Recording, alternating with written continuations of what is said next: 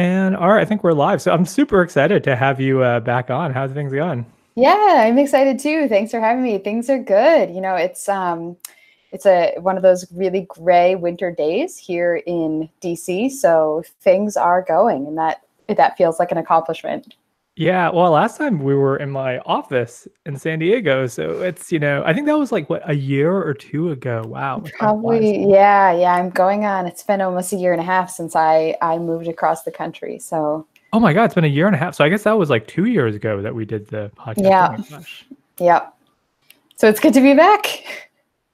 So yeah, I don't know. We have a ton of possible stuff to talk about. I mean, what's the top thing on your mind? So there's a couple things. So yesterday I had a paper published, one of my last ones from grad school, which is kind of exciting, and particularly exciting because it's one of the most applied pieces of work I did in grad school. So I was looking at the cognitive implications of metaphors for talking about illness, and we focused on cancer, which is are actually a pretty big area of interest for both researchers and also just like people in the public want to know how they should talk about cancer. Yeah, Um, I actually, because I did my homework, I actually read your paper over last oh night my or this morning. God. Yeah, I wasn't gonna like bring it up because I didn't want to like put you on the spot about it, but we could talk about it if you want. Yeah, I thought it was really cool. Cool. Thanks. Yeah, no, I mean, we started it actually. It's funny. I was looking through my own blog, and in 2014, I had like blogged about like, we talk about cancer in funny ways, and I wonder if there are consequences of this. And I would love to see some studies. And I think it was around that same time that I started reaching out to a few other people, like, hey, you want to figure this out? So it was cool to sort of think back, and it didn't feel like so long coming, but that's almost 5 years. So Yeah, I mean, not to be super morbid, but we had, you get these emails once, university is a big community, so people pass away, and like literally this morning there was an email that someone passed away, and that said after a long battle with cancer. No, I think this wasn't UCSD; it was actually another school, but it okay. popped up on my news feed. It was actually at another UC, but yeah, I think. Do you want to just summarize the kind of premise and the study, just really Yeah, briefly? yeah, sure. So, talking about battles with cancer is by far the most dominant, metaphors for talking about cancer. And we were wondering sort of what are the emotional implications of that. So when you hear that someone's fighting or that they have lost, what do people actually, unconsciously? So this is all sort of implicit stuff. What do they take away? How do they look at the situation emotionally? So we tested that out by having some people read about someone's battle with cancer, and some people read about a journey, and everything else was the same.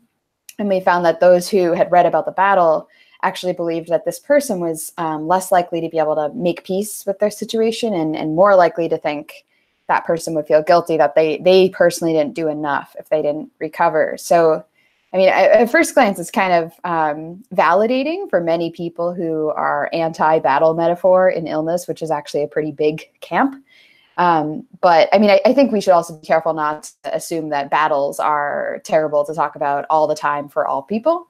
But it's kind of helpful to be able to put a number to sort of showing that these metaphors have real consequences for how we're thinking about such sort of serious and complicated situations.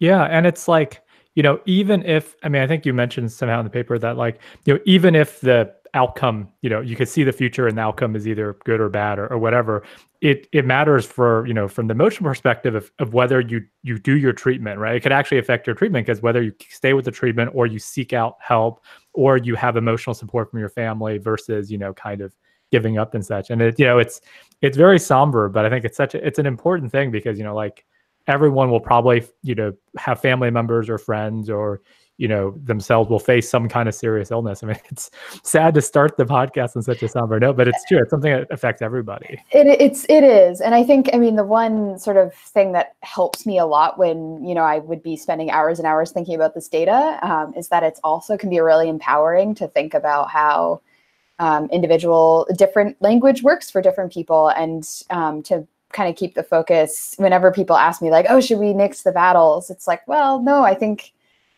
individuals need to decide how they want to talk about, it's not a researcher's or a doctor's decision what's the best way to talk.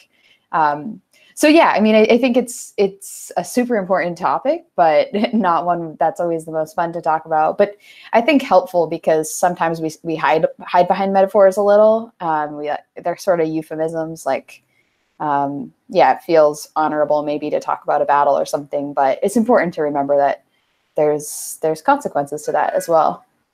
Yeah, and then more broadly, I mean, your last study talked about depression, right? And I think thinking about this battle versus journey metaphor of, not just with one particular illness, but in general, I think is interesting. I mean, what other domains do you see this being applicable to beyond, the obvious medical ones? Interesting. You mean like these same kinds of metaphors or others? Yeah, I mean this like battle versus journey thing, right? Yeah. Yeah. I mean, generally all of life can be we frequently talk about life as a journey, sorry, and um depending on your outlook, many aspects of life can also be a battle. And I think that's interesting too, because obviously, like for a lot of people, it's literally a battle in a lot of times, or literally a journey in a lot of times.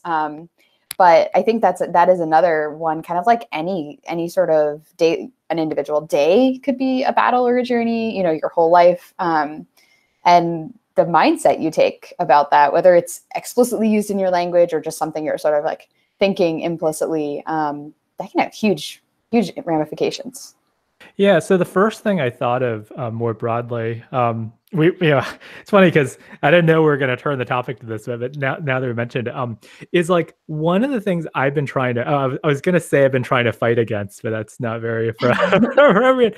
One of the things I've been trying to pivot the road toward or whatever is when people are in really intense professions like in research, for example, doing science in research in academia, and I'm sure in other professions like business, I have friends who are starting companies, doing things like that. Battle metaphor is such a dominant framing, right? And like one of my goals is to try not to talk about these sorts of intellectual journeys or things in such an antagonistic way, because I think like that might exclude people, might discourage some people. And like, but I can see how it's so tempting, because like if you had a really tough day at school and you're like, you had all these meetings and like certain things didn't go well with your research, and like you have some interpersonal conflict with things, like it does feel like a battle. But then if you're mentoring others or you're working on a team and such, I mean, not just in research and anything, right? Like keeping that spirit of we're on this journey toward this place, and there will be ups and downs and side swerves and stuff, rather than like we're fighting against this like enemy or such. But then, like you said, like some people might be in sports or something, some people are, it's directly head to head, so you're really motivated by this head to head battle sort of metaphor. So I find this super fascinating, even from a non-medical perspective. Yeah, and your point about being inclusive, I think, is like a really important one, because there are some metaphors like journey, I think, would be one of the most inclusive ones. It's just such a versatile metaphor. But certainly if you're using language that individuals or some particular groups just really have trouble identifying with, or I mean, I think battle is really gendered, and so for for at least half of the participants in many cases, it's like, this doesn't really feel like I own this metaphor in a way that someone else can own it. And I think that's another sort of aspect to the impact that metaphors can have, is that they can kind of unite us, or they can point out like almost like an in-group out-group kind of thing. Yeah, and the other thing related to that was like there are real wars going on around the world, and people are getting killed, and there's actually these are real atrocities going on. And like I feel like it also, like, too blasé use of this sort of battle or wartime language, it's sort of like, I think it just feels bad, because we're just like in our offices typing away in air conditioned rooms. We're not literally on the battlefield. It's life and death situation. It's really kind of, I that's why I feel kind of weird using too much of this sort of language, because like there are real people in war, like for real, risking their lives doing right now, right? And we're just totally. Yeah, for sure. I mean, that's another tricky thing with metaphors, is that like by nature you have to be comparing two things that are different, but you have to kind of appropriately calibrate so that you're not minimizing one of them, or like cancer is like a walk in a park, like feels extremely inappropriate. even though that's one form of journey. And so, yeah, it's a tricky balancing act that I think we're constantly all doing in our communications and we don't even realize it. Yeah, and also like I mean, the kind of zeitgeist changes with the times too. Right? So I'm sure if you're reading really old texts, there are things that were socially acceptable to say back then, and obviously now they're not acceptable in social norms, right? And also different cultures, right? Like in certain cultures, people talk in a certain way, and then if people move and they transfer that to stuff here, maybe that's not as proper, and it's hard to understand these sorts of things without getting exposed to them. Yeah, I mean, it's one reason I think, as somebody who I research a lot of stuff, more than metaphor, but metaphor is probably my favorite. And I feel like I'm always going to have some job or at least some kind of work because it's so different cross cultures and contexts, and we're really, I would say, in fairly early stages of treating metaphor and language more broadly as such a science in that we can sort of dig in and apply scientific methods. So it's exciting to see how much we still don't know about this kind of topic.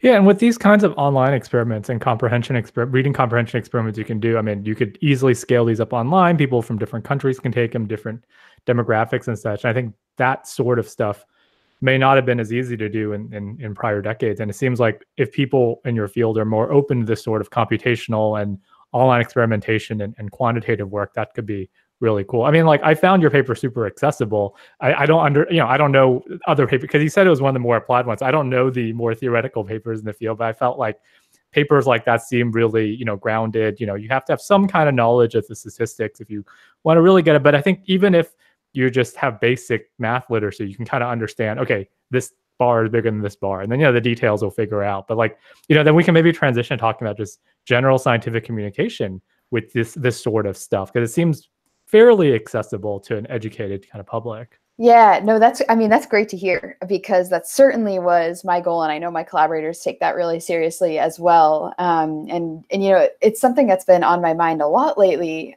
because as you know, but maybe a lot of listeners don't, I'm very involved in a group called ComSciCon, which is the Communicating Science Conference. This is something I first attended as a grad student, and it's designed by grad students for grad students. Any field of STEM, any sort of degree program, but any grad students are invited. And the applications are currently out for the 2019, this coming up workshop, which is really exciting. It's going to be in San Diego for the first time ever. Oh, cool. I should put a link to that. Yeah, I'll put a link to that. Cool. Yeah, that'd be great. So I think about that in conjunction with like papers like this because regardless of your career goals as a grad student, investing in communication to me is just like the most useful thing you can do. I think it's crucial in academia. You can speak to that better than I can. Certainly crucial outside. And so anyway, ComSciCon is one way that really opened a lot of those doors for me, and I think for a lot of grad students as well. Cool. And the paper itself is accessible online now. Would that always be the case, or what's the status of the paper kind of accessibility? It's open, yeah. It's open access. Fortunately, we were able to pay so that they would keep it open. Okay, that's great. Yeah, I mean, that's talking about the communication thing. That's great. Yeah, because I want to put a link to it. I wasn't sure whether it's like only for a month or something, or that's great. Yeah, I'm really proud of that. I mean, that's, again, like I said, this is one of the more applied papers. And I mean, I would be so happy if physicians or patients or whoever got their hands on the paper. So it's really exciting. I mean, like, from computer science and HCI, we're just really spoiled in that our kind of publication systems are, we are basically allowed to put our own preprints up on our own websites or on archive and stuff. And I think like technically they will put some boilerplate around it for like the official conference or journal. And then for yours, you just have your draft you send to them. And like, essentially you can get all the stuff open. And I think we're really spoiled because in many other fields, like in the life sciences and many fields, like everything's behind a paywall. I mean, that's a whole other giant story, but I'm at least glad that, that I haven't really run across these sorts of issues myself. Yeah, it's super interesting and problematic in a lot of ways and changing. I think generally in good ways that it's this like reverse model of reality, right? Where you're paying someone to take your work rather than being paid for your work if you want to keep it open in a lot of cases. And some journals don't even have that option. But generally, I think that shift is moving towards like open access for a lot of reasons. I mean, for democratization of science, obviously the public is paying for a lot of the stuff we're doing, but also for like replicability stuff. If you just general transparency, I think is becoming way more and more recognized. Yeah, and a lot of this is funding agencies and private like what was it like some private foundation, I think it was like the Gates Foundation or more Sloan Foundation, part of their grant stipulation is you need to get your data sets up publicly. We need to have you put at least some kind of preprints up, some kinds of code and everything. And I think that the tide really is turning. And of course, certain fields are more ahead of the curve than others on this. But I think at least again, in the kind of very technology centric and computer centric fields that I'm in, fortunately, a lot of that's been leading. And I've kind of junior colleagues now getting faculty positions in various departments, in HCI departments or communications or information schools. And like people seem to get that, right? That like, it's no longer a controversial thing that you have a web presence and you're building an online platform and you're deploying experiments online and you're blogging about it. Like it's funny because like, of course I know in other fields it's slower to change, but like it's almost like there's this boogeyman of, oh, can I actually build up an academic career that I do all this? And now it's like, that's something that people actually are pushing toward.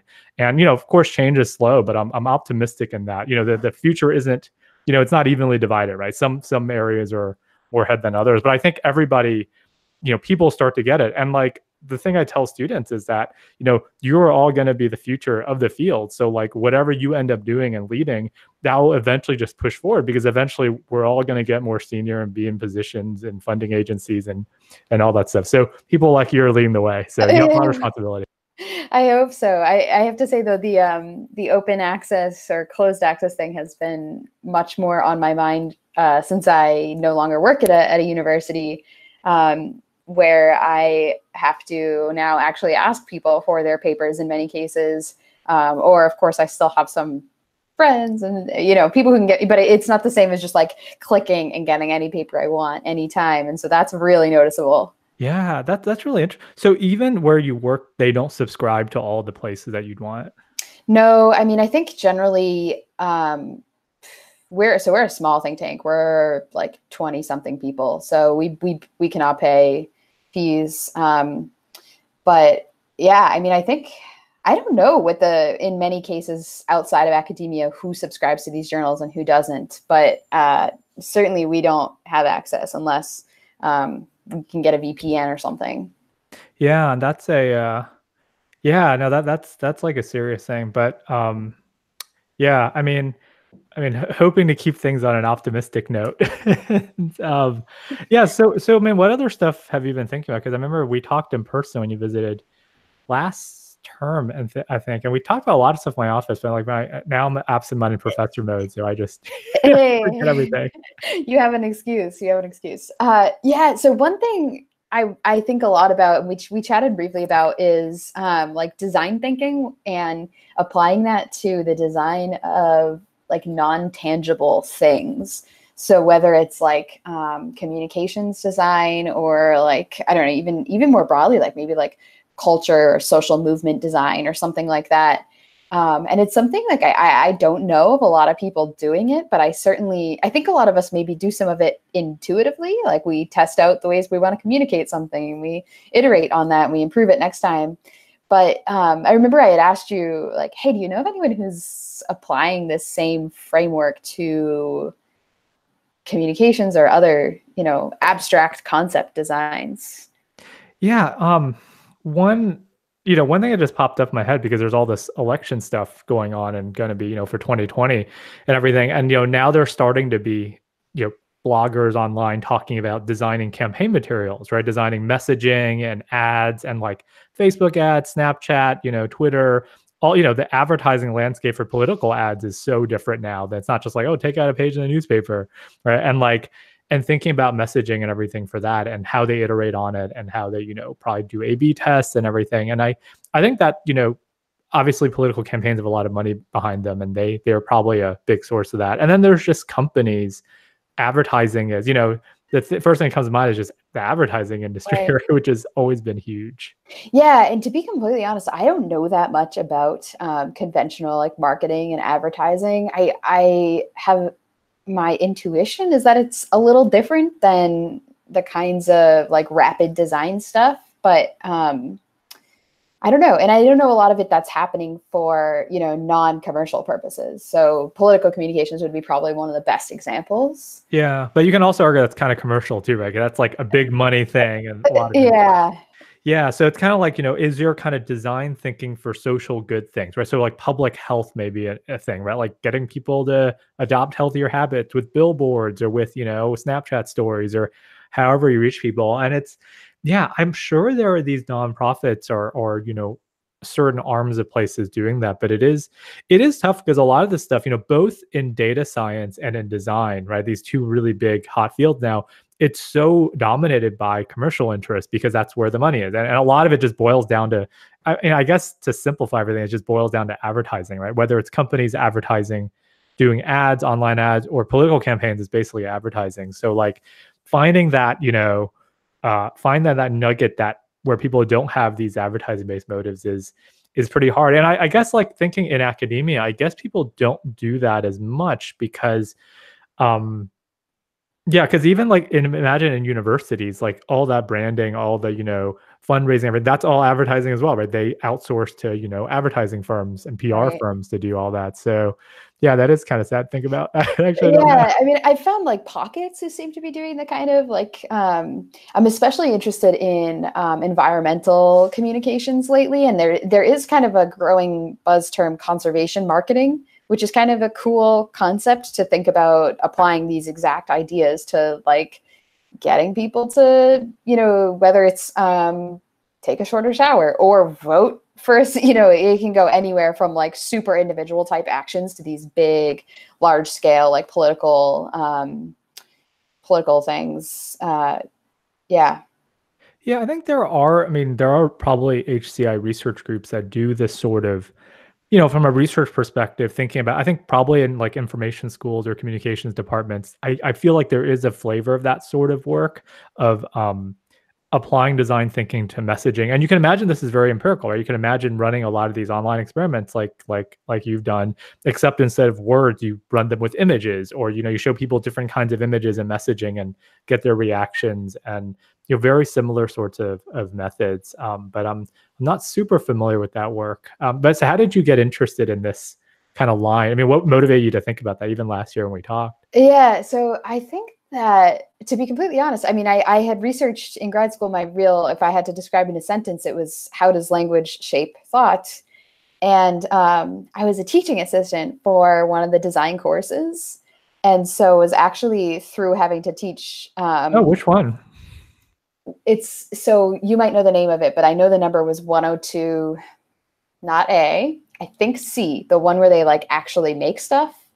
Oh, okay. Yeah, I mean the numbers are not very informative, but anyway. Okay. Yes. Yeah. So they were engineering solutions to like problems on campus. So like, how do we get more people to recycle? Or we also worked with some San Diego organizations. So like the Museum of Photographic Arts wanted to increase the attractiveness of their exhibits to different demographics, things like that. So the students undertook these really cool, intense short projects to, problem solve and iterate and come up with solutions. And that's when I was like, you can apply this to anything. I would say I learned the most from that class than like any of the grad classes I took. No offense to any of the classes you took or TA. Right now you're on. Well, you already graduated, so it's fine. Yeah, it's safe to say now. But I mean, it is a testament to that course. Was even though I didn't like go forward in design, I would say it shapes the way I actually think about a lot of things. Yeah, and actually, we've heard from some of our undergrads. So one of the things I'm doing now is I'm trying to get a pulse on kind of the undergrad population about classes and such. And I've just been talking to some alum just informally, and I don't know if it was that class in particular, but I was, asking me what is unique about the cog sci undergraduate education that is, that your peers in computer science or in psychology or in linguistics might not get. And these sorts of like, you know, ethnographic in the field, studies where you kind of observe people in the field and then you do some, design and prototyping. It really seems to embody kind of this cog sci UCSD cog sci spirit. So yeah, I I could see how think this could be so. generally applicable. Yeah, I mean, it's like it was one of those classes, and generally the 102 series had things like it's like extended cognition, embodied cognition, distributed cognition, all those kinds of ideas, and had students like pulling apart. Yeah, they'd have to like film something in the real world and pull it apart and analyze it. So that whole series is one that like it could not go in any other department. It was just so interdisciplinary, kind of. Yeah, and I love to see that sort of stuff expanded, right? Because like I mean, maybe we can talk to this as well of, different kinds of research or scientific methodology, right? So like the very typical, controlled laboratory studies in psychology or in other fields is you bring people in a lab, you bring 18-year-old undergraduates, 18 to 21-year-old undergraduates who signed up in your class to the lab, and you give them like really specific tasks to do, and then you measure these things and like you do the graphs and stuff. And then, but now, the world is so much more complicated, and that we have access to both online platforms and also just, in-person platforms for recording how people are in the wild, how people actually say use language or perceive things, objects in the wild. So like, I think this kind of ties into the whole design thing as well, because I mean, a lot of things from, I guess, from research, a lot of these design studies are not we're going to bring people in a room and show them objects. They're the more holistic, we're doing observation. We might be testing certain things in the wild and such. So kind of expanding the scope of research to that. Those Yeah, are good. I mean, to be completely honest, you mentioned the word holistic, and that's why I ended up at UCSD. Is as an undergrad, I was thinking about where to do my PhD, and I did my undergrad at Vassar, which is a very liberal arts kind of holistic type place, and they have a cog sci program that's very much sort of in line with thinking about the mind and not necessarily boiling it down to brain or whatever. And I remember like, okay, I want a program like this for grad school. And then how surprised I was that that basically didn't exist. It was like, well, no, do you want to study neuroscience? Do you want to study this? And so UCSD's like really holistic approach was a huge draw for me. And so I think, like you said, that's some of what's really unique to the students too. Wow, this is like a paid campaign video for we just had our PhD student, like, the interview weekend and such, and we're trying to make the pitch. So I think you did it more eloquently than I have. This is great. Oh, yeah. Hey, it's been like 6 years or something since I was making that decision. And I'm still think so highly of UCSD and that interdisciplinary kind of, actually to the point of where it's like not even interdisciplinary anymore. It's just cog sci. That totally was my experience throughout. Wow. Yeah, that is really interesting that you felt like it kind of transcended. I mean, I would, the pitch I make to a lot of students is, even if you are in a very disciplinary environment, even if you are day to day doing a lot of, traditional neuroscience work or traditional computer science or HCI or linguistics work, the very fact that you're surrounded with a cohort, first of all, like having a relatively small cohort is really unique, especially in a science program. So you're in a cohort and the exposure you get is these other sorts of fields versus, the stuff I'm familiar with is a lot of our HCI students, their alternative is to go to, say, a computer science department where your cohort, one, is huge because it's giant engineering schools, and two, there are other people who are in other areas of computation. So like, I just think it's really cool, even if you do the exact same research and you don't transcend somehow, just through osmosis, you just learn to care more about people and all this other stuff. So that's my Yeah, opinion.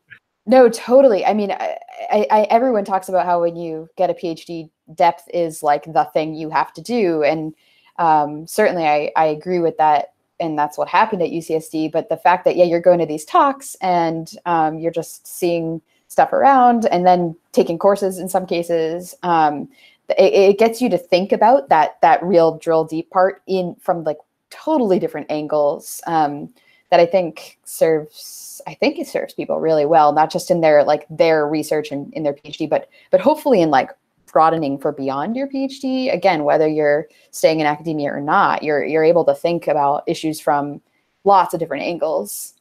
Yeah, and that's a great transition because from a pragmatic perspective, right? Like most of our PhD graduates, I mean, anywhere are going to be in non-academic positions in various sectors, whether in companies or nonprofits or government. And I think that like you're absolutely right that being, I mean, this design thinking thing is a great example, right? Like if you were in a standard linguistics program doing the exact same research, you might have never gotten to TA this sort of HCI or design classes or even thought about thinking about this stuff in a way. So like there are these things that seem kind of intuitive or obvious to you, but then if you talk to colleagues who probably publish papers in the same venues who are in a more traditional field, they're like, yeah, we never really thought about that. We were just doing our experiments and our analyses. Yeah, like, oh, isn't that a thing for the computer scientists? Definitely, and I think that's been something that was, even as I was thinking towards the end of grad school, like, what am I going to do now? And I felt like academia wasn't the right fit for me, but thinking about, okay, well, where can I do something that's not like, one little slice or one field in particular. Like I don't want a psychology job or like a linguistics job. And that's a challenge, but I think the number of positions like that don't fit into these nice, neat bins is just like exploding. There's so many kind of diverse paths out there. Interesting. So you felt like this is something that's grown in recent years, these sort of things that don't fit into, we need a PhD in clinical psychology or X. Yeah, I think so.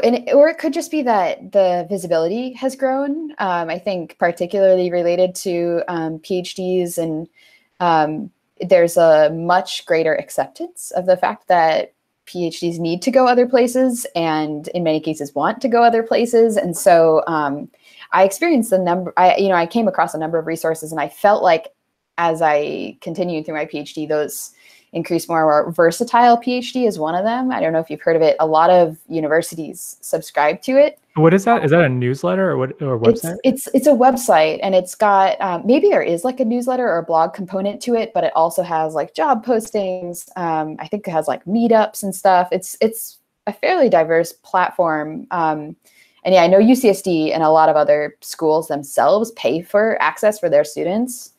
So yeah, stuff like that is really helpful, I think, in helping people like think more than like I am a whatever, but more think about like, okay, here are these actual broad thinking skills I have, and where can I apply those? Yeah, and I think this is a great segue to just think about this topic of broadening job choices post PhD. So just like how I was saying earlier about within academic jobs, there is more of an acceptance now of openness and online stuff and blogging and building in the wild platform rather than doing traditional experimental work. And I think that at the same time, just at least from my neck of the woods, again in a very applied field, there's a lot more openness to talking about different professions, right? And I guess obviously there are certain fields with which it's not as open to talk about that. But I mean, do you want to speak a bit about kind of your observations of these trends in the past few years? Like even since, when you're an undergrad or started grad school, do you feel things have changed in that way?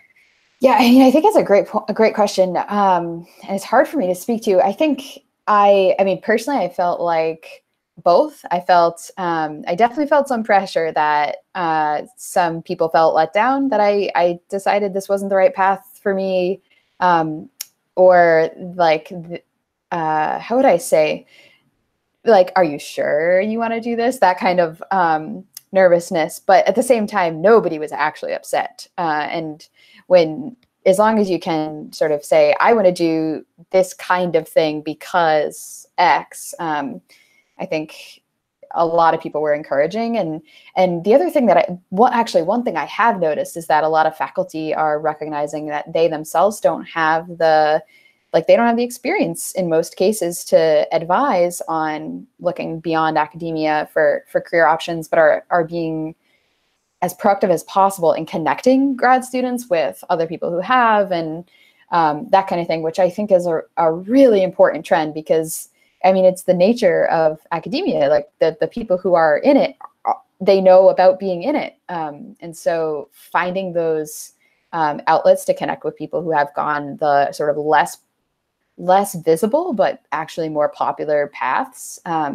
was really helpful for me. I think that's a really big part of like finding something that makes you happy.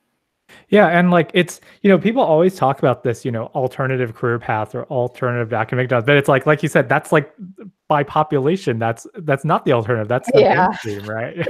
Yeah, I hate that label. Yeah, I it's just like it's or some people have said it more succinctly, like it's a career. It's not an alternative career. It's just a career. right. And Yeah. I think from the sense of, like I said, academia is more visible, then sure we can call it alternative. But actually, it's this like academia is this career, and like alternative or whatever is like all of this other stuff. I don't know what the right term for it is. I like the idea of talking about sort of beyond academia, or if it's necessary to distinguish, which I actually don't even know if it is necessary or useful. Yeah, it's a tricky question. Yeah, I mean, this goes back to the language thing, because besides alternative, I mean, people talk about non-academic jobs, right? But that frames it in terms of there's academic and there's non-academic, Yeah, there's a it's non something, which is also weird. anytime you're framing something in terms of what it is not, you kind of have to like stop and be like, I don't know that. Again, it's basically saying academia is the like there's that one, and then there's the one for if you don't make it, or like something like that. Yeah, and it's like, I mean, you kind of talk about it's a thin sliver of professions and it's visible, but it's like it's just funny because it's only visible to the people inside because that's all we see all the time, right? Right, right. And then by the time you're in your like fourth, fifth, sixth year of grad school, like you're really steeped in that. And so it doesn't come naturally to see outside that sliver. I think it has to be something that's like really deliberate. Yeah, and it's, in many fields, like the people, yeah, the world that you're immersed in, like you're reading all these research papers, you're writing papers, like pretty much everybody is university affiliated, and kind of computer science and HCI stuff, we do have a bigger industry component, people at companies and government labs doing this stuff. But in like many academic fields, like pretty much the only people who come by to speak, right, who are speaking, if you're meeting at conferences, at workshops, they're all university people somehow, right? They're in that ecosystem. Yeah. So the most useful tool for helping me get outside of that sliver, or getting my sights outside, was Twitter. And I mean, I log on daily. I'm not like a super common tweeter. You don't argue with people about Very rarely, the few times I've gotten in arguments on Twitter, I've been like thoroughly upset and like scarred, and won't touch the platform for a couple days after it. But it's so helpful for seeing what's out there, what are people talking about, what are they doing. So when I finally like started spending legitimate time on Twitter, I would say it opened up a ton of doors, from even if it's just like thinking about like, oh yeah, there's these possibilities and there's these things. I think a lot of people still love to say it's like one of those waste of time type social media, and hopefully you're on board with me, that they're giving me a lot of benefits. But I found in terms of thinking about post PhD steps, Twitter was actually really helpful. Yeah, that's a really interesting thing. And like the kind of getting outside of the bubble thing is also like, I think, just other stuff in grad school, just maintaining friendships and family and, relationships and stuff that's outside your bubble. And you realize that, yeah, you're spending, I mean, I remember I had this in grad school too, because you're just immersed in this world so much. And but like if you kind of get outside of it, you realize that people do all sorts of different things, and you're just one of the many things that people do in their lives in their 20s and 30s and beyond and such. And that kind of zooming out perspective is really useful. Yeah, yeah, for sure. I mean, I think it's something we probably need to continue to do throughout our lives, regardless of which path we go. But academia is a special case, I think. Yeah, and it's like I feel like as grad students are even more in that, because really you're thinking so hard about the research and you're trying to own a piece of research, and all day you're reading papers and you're trying to write papers, you're doing experiments, you're steeped in that world. And kind of speaking from my perspective as faculty, like I've done, I was a postdoc for a year and I've done faculty. This is my 5th year of faculty life. So like in total, I've been a faculty or post PhD, I guess, person for a longer, or as long as I was in grad school. So like now it's like I do have a more holistic perspective, because I'm a bit older and I zoom out more, but also because like my job isn't all research, right? Like, I mean, I'm advising students on projects and, writing grants and writing papers, but like I'm teaching a fair amount of time, I'm doing service work. And as you get more senior, more, I mean, in any job, right? More of your work becomes administrative and management and such. And so I'm not like laser focused on like one research project all the time. So I can kind of see that, but I totally understand from my students' perspective, like they are fully in that because they're trying to build up their research portfolio in that. And it's harder to zoom out. Yeah, I mean, the other thing is like this is obviously not true across the board, but like so many grad students relocate for grad school too. And so, speaking for myself, I moved across the country by myself. Like that was the thing I was doing. So it wasn't like now my life is here. It was like my life is this. And so I think that's another piece of it, as opposed to like when you're a faculty, you do relocate in many cases, but you're actually like, there's more of a sense of permanence, right? You're like creating your life there. You're not doing this for some finite time and like zooming in on it in quite the same way.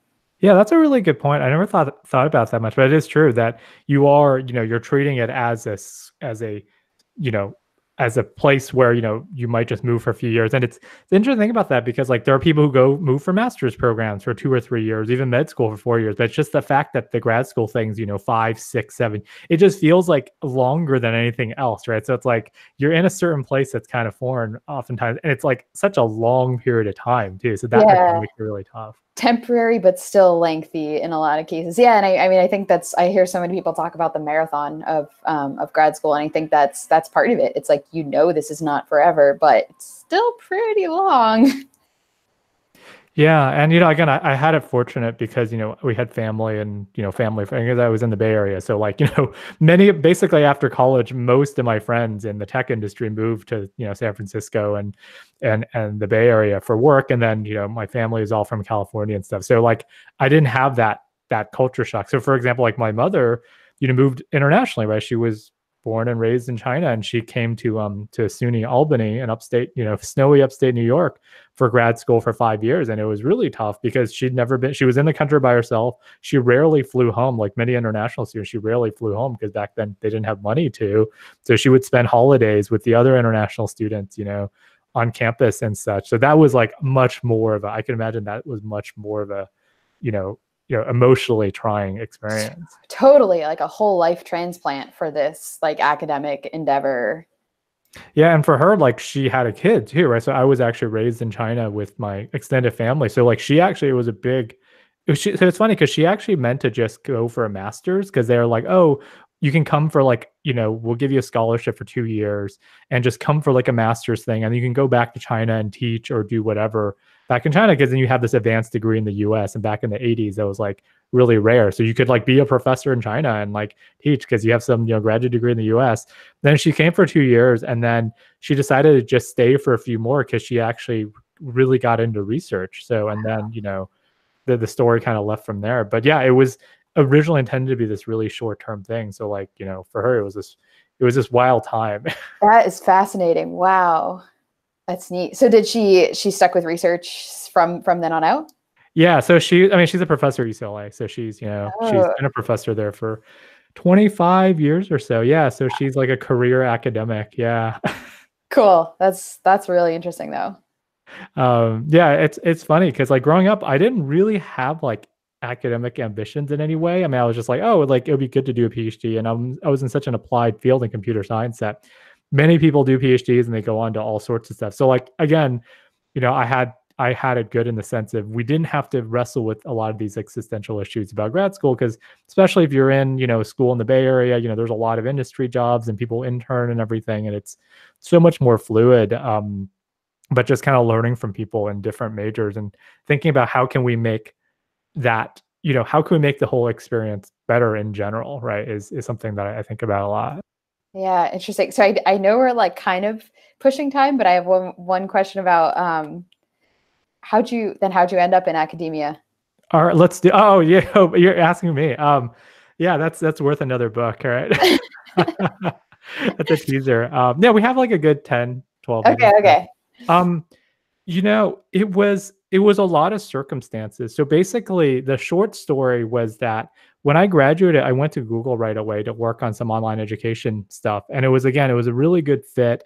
um, the manager who hired me was really well known in online education world, and I didn't have to move. I like interned there the year before. I worked something different, but then it was really a smooth transition to full time. I didn't have to move at all, right? Like it was just like it felt like the thing to do, and I wanted to just see where it went. And then basically, um, it was really great for a while. And then pretty soon after I started, there was a lot of reorganization in the company. I mean, this is not unusual. I mean, all big companies do a lot of reorgs. And then the high order bit there is that they were investing less in research, right? And they were investing more efforts in production type things, which is very typical of many companies, right? That it's very hard to run these research labs in a corporate setting. And that's a whole other story I tell in my classes. But basically, the silver lining was that a lot of the reorg happened fairly early. So I started in July 2012 at Google, and by October, after 3 or 4 months, it became clear that the company organization wasn't going to support the more research oriented work that I wanted. But that was great in the sense of it was early enough so that I could think, oh, maybe I should just apply for faculty type positions now because the application deadlines are December. I wasn't originally intending on it. And the good thing is that like I had gotten a few papers out that like before, like the year before, right? So I couldn't have applied the year before because I didn't really have that many papers out. So and then I asked some potential letter writers and I said, do you think this is like feasible to do? And that was also really good timing because that was at fall 2012 was the first year that computer science department started hiring up again because basically 2009 to 2012, those 4 years, a lot of schools had a hiring freeze because of the economic recession, and it was like, universities are fairly risk averse in budgeting, especially like large public universities. They're like, oh, if we don't know how this economic thing is going to go about our endowments and stuff, let's just not hire, right? So the people who graduated in front of me really kind of, they had a really tough time academic job market because it was just they just didn't hire. So, and I would have faced the same thing if I had gone up 1 year earlier. But then it happened that the Google thing didn't feel like it was working out too much, and the job market opened up more, and I decided to just apply pretty broadly. So I actually, funny enough, I actually started applying only to liberal arts colleges and more teaching center position because I was just like, then in my PhD, I was like, oh, I don't want to have to write research grants or like manage a research group or like write all these papers and stuff, which is exactly what I'm doing now. But so I just applied to more teaching focused places. But then like my letter writers are like, oh, you should just apply to more places since there's so many places that have openings. So then I applied fairly broadly to a mix of R1 universities and liberal arts colleges. And I got a bunch of interviews kind of around the country. And that's how I ended up at Rochester. And then, and I decided, let me just give this a shot since it's an opportunity that kind of opened up, and then let's just see where things go from there. And now it's like 5 years later. I love that though. I love it's like almost a lack of intentional planning, but an openness and a diligence anyway. And that's like the kind of thing I'm trying to embody in just all aspects of life. Is like maybe you don't have your concrete plan that you must follow, but also like try stuff and be on the lookout for those opportunities, which is cool. Yeah, and I like the way you framed it because I think that's right. That like if you're too rigid, from day one, I have especially a lot of early stage students ask me about career paths and such, right? I mean, I actually have these are real conversations I have, and I just basically tell them right now the most important thing is that you feel like being in grad school is the best place for you, and you feel like you want to do this sort of research and you feel proud of it, and you're doing stuff you're into and you like the lifestyle. And if you do, just try to do work, try to publish some papers. And we don't know what's going to happen in the job market in a few years. Maybe in a few years, certain industry groups or nonprofits will fund research really well, and that will be where you're going to find a home. Maybe universities will, maybe companies will. Especially in technology related fields, things change so fast. So, but then I also agree with you that on the flip side, that there are those moments where like decisions need to happen and you need to really kind of buckle down on it. So for example, like when I was thinking about applying for jobs, for academic jobs, I really studied it like really carefully and really kind of gave it my all. And then when I went back on the job market again, I did the exact same thing, right? So so there's this times where like most of the time it's good to be kind of chill and kind of be open. But then when you feel like, okay, this is a window of opportunity, let's just just really, really dive into it. I think that combination is really important. Yeah, that's interesting. That falls into my other words I try to live by, which is hell yes or no. And so if it's like not yet a hell yes, then you're still exploring. And in that second, when you're like, yeah, that, like you said, that Yeah, window of that was like opportunity. Derek Sivers, right? Or that guy who Is had the that blog who post. I thought I got it from oh my God, Tim Ferriss. Yeah. So Tim Ferriss, let me write that down. I'm trying to write Okay. notes. He Um, I'll be honest, I don't love everything about Tim Ferriss's approach, but maybe the phrase is not from him actually. It could be yeah, from it was a phrase from this guy Derek Sivers, who's like a he's like a was he on the Tim Ferriss podcast? yeah, he probably Okay, Tim okay. Ferriss probably mentions it. Yeah, so this guy, he has a blog. I'll send you the blog post. Yeah, I mean it's you basically just summarize the blog post. Well, I like it. I think I heard it years ago since I didn't even know who I heard it from, but I think of it very often because I'm a chronic yeser, and then I realized that I hadn't gone with the rule. But I think that's like the window of opportunity thing you pointed out is a great one.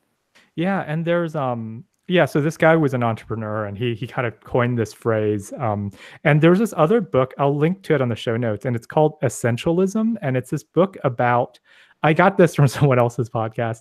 And it's this book that, may be relevant to you now as you're advancing your career. And it's basically about this problem that as you kind of advance in your career, more and more interesting opportunities might come your way.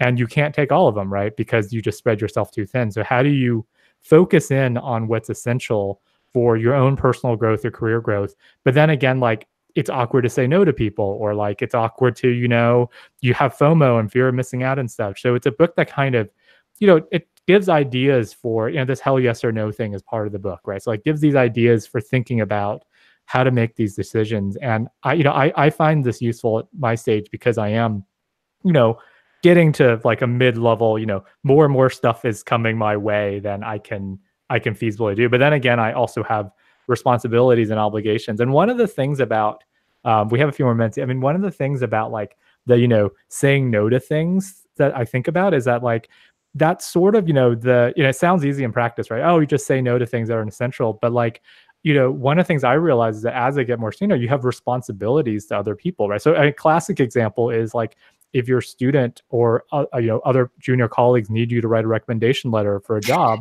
you're really busy and stuff, but it's hard to say no because that's sort of part of your professional responsibility, right? And like there Right. are other people involved in these things, to these webs of networks to think about. Yeah, no, for sure. I think like probably you have to tip your balance way in the favor of yes when it's either something you legitimately are responsible for, or even if it's just like if it's helping people or something, then the hell yes or no for me applies to things where no one else is at stake. Yeah, I think that's absolutely right. And I think that as you get farther in your career, there are more things where other people are at stake, especially if you're working in a team or you're managing people or you're advising people or such. Yeah. Yep. Cool. All right. Any last minute thoughts or quotes and such before we depart? I mean, I always feel like I always wish we had more time to talk. Yeah, no. I mean, this has been great. The only thing I'll say is if you have listeners who are, thinking about a transition outside of academia or thinking about other ways to improve their communication or anything related to those things, I'd be happy to. I'm easily Googleable online, so I'm happy to chat with anyone. All right, awesome. I'll put a link to your web stuff Cool. and Twitter and all this stuff up. So thanks again. We can go offline chat for a bit more, but Yeah, thanks for having me. for doing this.